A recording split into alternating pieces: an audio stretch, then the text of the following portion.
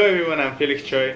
Today I'll show you how to make a Korean dessert drink called Sikhye. Originally, it takes around like 6 or 8 hours, but today I'm gonna show you how to make it really simple. So maybe it would take around like 1 hour. So let's start.